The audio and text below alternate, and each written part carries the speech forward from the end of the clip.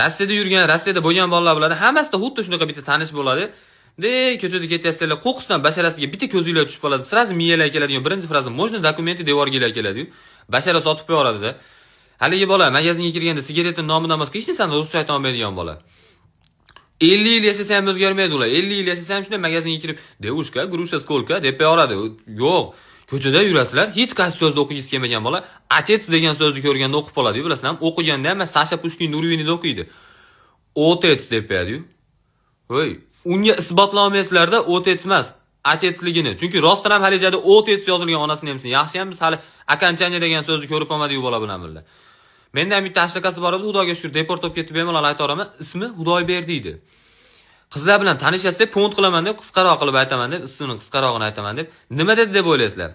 Bagdan dedi deb o'ylayapsizlar ham? Yo'q, unaqa emas. Kolya deb qo'yapti. Bitta harfi ham bir xil emas, tushunyapsizlar?